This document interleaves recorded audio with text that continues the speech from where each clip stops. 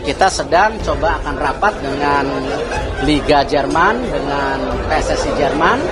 Seperti kemarin kita sama PSSI Jepang kan kita sudah sepakat, mereka akan membantu perwasitan di Indonesia supaya transparan dan profesional. Dan juga kita meminta coach perempuan dari Jepang buat tim nasional kita.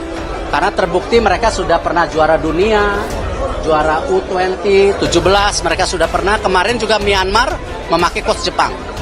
Nah, jadi itu yang untuk Jerman kita coba sedang lihat CV-CV untuk technical director. Jadi semuanya kita bikin fair dan transparan gitu. Ya. Sekali lagi, ini sekarang menurut saya adalah momen yang tepat, langkah yang tepat bahwa pemerintah untuk lebih lagi bisa mensupport klub-klub sepak bola di Indonesia, terutama juga federasinya. Karena apa? Jangan lupa dengan kita juara SEA Games ini, pemerintah ini sudah membahagiakan rakyat Indonesia, Mbak. Keikutsertaan kita di 2 ajang resmi lainnya, yakni Piala Asia dan juga Asian Games. Apakah di situ kita bisa tampil lebih baik dari ajang-ajang yang lalu, ajang yang sama yang lalu, atau kita kembali melempem seperti sebelum-sebelumnya? Maka saya ingin mengatakan bahwa harusnya momen emas SEA Games ini menunjukkan bahwa sepak bola Indonesia telah kembali. Baik, Bang.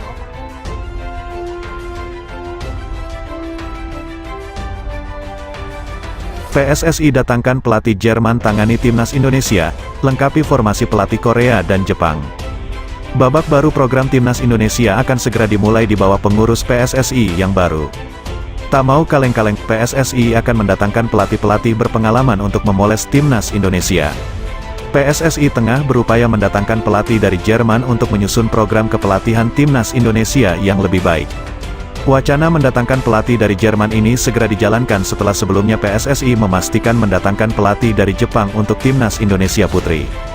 Tak pelak PSSI akan melengkapi pola kepelatihan dari pelatih Shin Tae-yong dari Korea Selatan yang tengah berjalan saat ini dengan konsep pelatih asal Jepang dan Jerman. Ketua Umum PSSI, Erick Thohir mengatakan program kepelatihan untuk timnas Indonesia benar-benar akan dipersiapkan dengan matang. Sedangkan Indra Syafri yang sukses mengantarkan timnas Indonesia U22 meraih medali emas SEA Games Kamboja akan fokus menjadi pelatih timnas U23. Semua coach harus mendapatkan kesempatan yang sama dan kemarin kan ada kontroversi seakan-akan saya memecat coach Indra Syafri.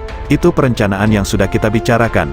Karena kita punya 2 coach yang hebat, kita harus cari direktur teknik yang independen, ujar Erick.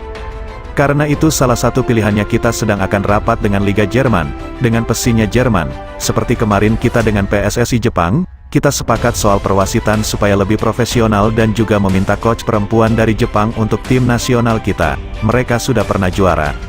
Untuk Jerman kita sedang lihat 105-105 untuk direktur teknik, jadi semua kita bikin transparan, jadi ini tradisi yang profesional dan transparan, pungkasnya. Sebagai informasi, PSSI disebut-sebut akan segera mendatangkan pelatih asal Jepang, Akira Nishino. Wacana mendatangkan pelatih asal Jepang itu tak lepas dari adanya kerjasama PSSI dengan Federasi Sepak Bola Jepang, JFA. Nama pelatih Akira Nishino muncul setelah media asal Thailand menyebut pelatih asal Jepang itulah yang akan segera merapat ke Indonesia. Akira Nishino sebelumnya pernah menjadi pelatih timnas Thailand. Wacana yang berkembang menyebutkan, Akira Nishino nantinya akan ditempatkan di posisi Direktur Teknik PSSI, posisi yang sebelumnya dijabat oleh Indra Syafri.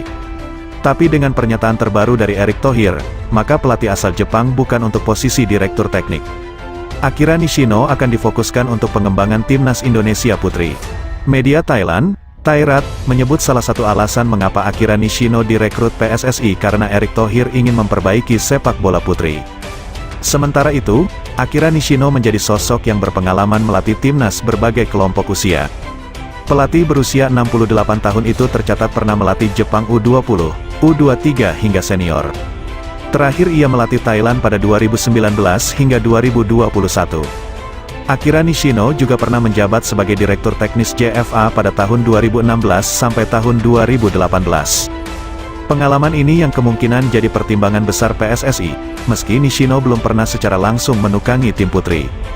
Ada laporan juga yang menyatakan bola Akira Nishino, ex-pelatih timnas Thailand akan menjabat sebagai Direktur Teknik PSSI yang baru, tulis thairat.co.th.